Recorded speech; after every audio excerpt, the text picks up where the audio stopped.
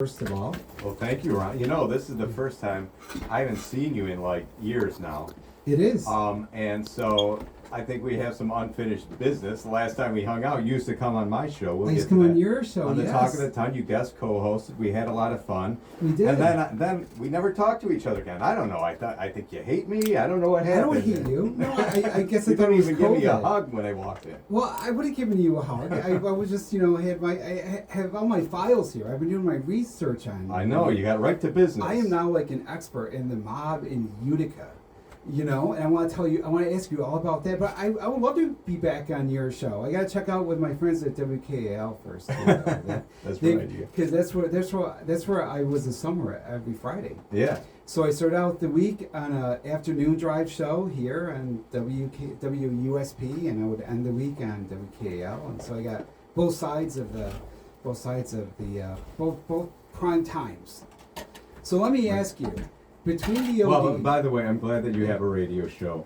Thanks. You're a great personality. I had a lot of Thank fun you. when you would come on, and you're a good sport. Thanks. So. So I love coming on. So you got to have me back as soon as we have a school break. Well, So- let's see. What? Yeah. we want to make sure our ratings don't plummet. Oh, that's true. I don't want to hurt the numbers there. So what is it about radio, though? Because you were at the OD, and Yeah. you did really well there. You had a series we're going to talk about, the Mob series. You were well known for your work.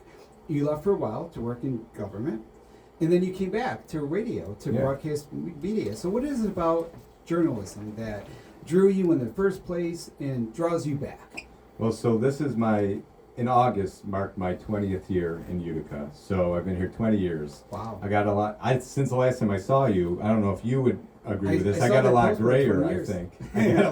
I got a lot grayer in the And 7 I have years. a lot less hair since you No, first you knew still me, look I the think. same. I don't know. So August 2004, I moved out here.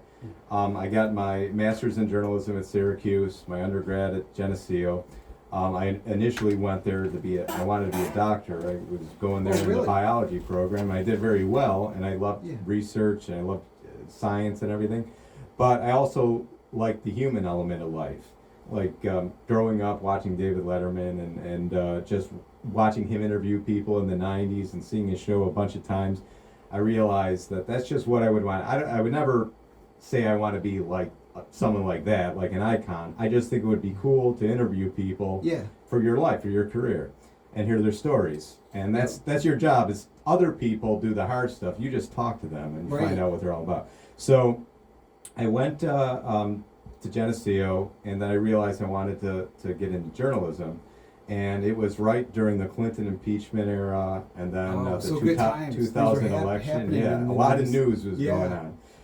Rudy Giuliani was running for Senate, and then he got prostate cancer and dropped out. And I was like, oh my, that was Right, yeah. dramatic for me at the time. Think of Yeah. the world we live in now. Yes. You get Monica Lewinsky, I Rudy know, Giuliani I with know. cancer, and then an election, which was, Yep. nobody knew if it was Bush or Al Gore won, and the whole world was falling apart. That was crazy. Paying Chads. Yes. And yes. I remember the day that I opened the Drudge Report, and he broke the news about Lewinsky, and it Lewinsky, just seemed right. like the earth had shook.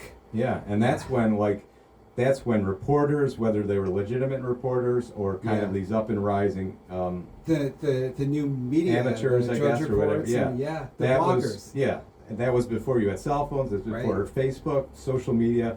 You Yep. had people that had an impact in news, Right, And right. I still like getting the newspaper in the front door and at the Yep. newsstand. And then 9/11 happened, Yeah. and that's when the world, in my mind, really, you got a wake-up call that this was a totally new world. And I know you want to get in my road trip. How did kind the of world change for you when that happened? Well, Where were you first of all? let me just explain. So when I was at Geneseo, and I decided that I liked the science, but I wanted to spend my life, instead of in a lab, I wanted to talk to people, I wanted to write stories. And David Letterman was a big influence, so then I would realize somewhere along the lines I want to do that kind of work. Yeah. And then when 9/11 happened, then I was in the midst of a cross-country road trip. I was in Wyoming in the mountains when the planes hit the Twin Towers. I didn't see any of that until later that night at a campsite, and it really How just did you shocked find me. out? It was 6 a.m.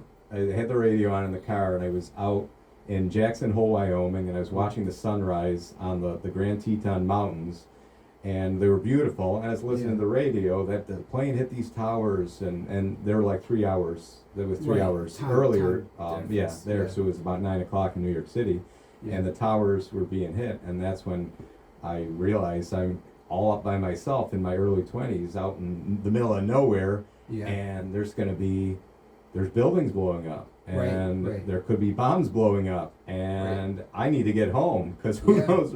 I saw the last innocence of America, I think, in all of its glory before we all lost our minds, I guess, in the next 20 years. People sometimes don't realize now that when they happened, we didn't know if that would be the extent of it, we didn't know if there'd be more of it, and for months after there were threats. I remember with the state office building here being closed, and the white powder, being anthrax, And so that night I drove across South Dakota or Wyoming to South Dakota, and I spent the night at Mount Rushmore, and then the next morning after 9/11 woke up at Mount Rushmore, and I saw it was like a normal day, everybody, it was sullen, but it just seemed normal. It was beautiful, and just seeing all the presidents' faces carved in the stone, I got emotional. I realized that could have been blown up. That could have been gone. Or our country was under attack. And in my mind, everything was changing, and there were convoys of military vehicles going across these plain, Wyoming and South Dakota are just flatlands, and there's a lot of military vehicles going by. The expressways, the highways. And then I remember U2's Stuck in a Moment was the song that they kept playing on the radio. And there were American flags and signs hanging off the highways. God bless America as I was driving in. I drove home straight for 24 hours. Wow. Maybe took a nap on the side of the road, but just wanted to get home. And at that point, I questioned whether I should go in the military. I had an identity crisis. I didn't know, I wanted to be a journalist, but then I realized I was not prepared in my early 20s to be a journalist in that kind of world. So maybe I got spooked. Maybe I just lost sense of what the future was going to be like. So then, of course, everything's set up. Everybody overreacts to a lot of things. Well, I mean, the whole world was overreacting, and everything. Then we went to war and everything. I mean, things pretty much stopped dead, and then kind of proceeded with everyone thinking about this all the time. So it did fundamentally change our perspective. And that's what in the 1 or 2 odd years in between, I was a substitute teacher. I worked at the Red Roof Inn, and after working the night shift at the Red Roof Inn for a full year and dealing with all the crazy stories you would at a hotel in the middle of the night, I realized I never want to do this again. I think that could be a book. I applied to Syracuse University at the last moment, by the last deadline, the only school I applied for. I'm like, this is it. It was a journalism school, the Newhouse School, and I got in. Right? So that final moment set me on my path, just like that. There were no other options. I didn't have a backup plan, and that's what got me here. So what did you learn at Newhouse? Because, I have degrees in English and teaching and stuff, and I think that I can personally apply a lot of what I learned in terms of research and writing to what I do as a journalist. But I often wonder, what did I miss? Are there things that I should know as a journalist? Because you're familiar with my work. So, what do they teach you? Well, I've always been, and I still am. And I've covered crime and murders in fact, my first day was, I don't know what building we're in here, but we're on Linwood Place. And there was a double homicide, Brian West and Ricky Powell, and Arthur and West Street. And the Mercers, Betty and John Mercer, I don't know if any of you know them. They lived and he lived here in one of these houses here. And so my first day as a reporter was dealing with this double homicide and then meeting these grieving parents. And I'm just a kid from Buffalo and never knew what murder was. Was that your first day as a reporter here? Or your first day as a reporter? No, my first day as a professional. August 2004, 20 years ago. How did you approach it?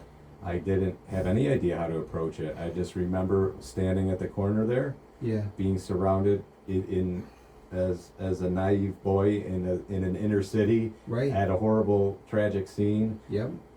With a bunch of people in the community that were hurt and grieving and angry and saying this is what life is like on the streets. It's either you get shot or you shoot or you get shot, you kill or you get killed. And I was just Yep. I'm like, my mind was being blown away by that because Right. that was not what I expected in my first Your day. first day. And when yeah. I even signed up to be a crime reporter, I'm like, all right, it's Yeah. my first job. But that day and then everything that stemmed from that Yeah. really made me reconnect with crime stories and the humanity of the good side, the bad side. I realized that people do bad things and make mistakes. They're not always bad. They're not evil, but people do dumb things for a Yeah. lot of reasons. Right. And it's always good to look at it as that could be you, like Ron. You could walk out here, be mad at somebody, and Right, run them over right. with your car. Right. That wouldn't make right. you a bad person. That would make Yeah. you someone who did something Who did horrible. something that, really right. bad. Yeah. Right. Yeah. And I just made me realize that in order to write those stories, I had to get a sense of fairness and objectivity and humanity to people that is challenged now in this world because it's very hard to be fair It is and, very and hard. nice Yeah. and humane to people when they're nasty about on all sides, everybody. Right. And right. I still feel, if you know me, a lot of people know me, that I don't get nasty. I Right, always you don't, be yeah. very understanding and compassionate and Yeah. empathy. There's a lot of missing empathy in this world. Right. The crime stories gave me that. And to your point, in Yeah. terms of when I went to journalism school, that's not something I think you necessarily, there's a lot of stuff you don't learn as a journalist. That's just who you are. Right. And a lot of what I am is who I am. It's not because I learned it in journalism school. You learn how to write stories. You learn the what's news values. Right. But it all starts and ends with you got to be interested in other people. You got to Yeah. know on what questions you want to ask them. And I've just always in my life, I'll go up to anybody and I'll talk to them for an hour. And a lot of journalists lack that. Quality helps. Yeah. Yes. And I think you've got it. You're great yeah, to talk the curiosity to. Yeah. is important. Right. So all of that is just, it was a good fit for me to Yeah. learn just how to fine tune writing. And then the OD gave me great opportunity to And you probably had the benefit of some good editors there. yeah, no, they Yeah. all set me straight when. Like, who are some of the people that worked with you there that helped you develop as a writer? Anyone that comes to mind? Well, Donna Donovan was the publisher at the time, and, Yep. and anyone who's paid attention to the OD when it was still in its higher days would know Right, Donna. right. Donna, she was Yeah. a big player. I used to write for them a long time ago. Oh, that's right, you did. Yeah, Yes. I was a columnist. But yes. No, I remember that. Yeah. It used to be like a big, like you would go there and you would go upstairs and like the entire upstairs would be typewriters clacking away in the 90s or computers probably by then. But you know the keyboards and the people and the activity and it's sad. Yeah, and It's I like got that. there in 2004, and I was there for 10 years. So 2004 to 2015, and then I went to work for Senator Joe Griffo. That was probably, I would say, the last good era of the OD Observer Dispatch. Once I left, Right. not that the people that were there, everybody I think that was there was good. They just didn't stick with it long enough to really Right. become. There wasn't really the reinvestment. Yeah, in the yeah. Business. It was just kind of a quick stop and then on to their next thing.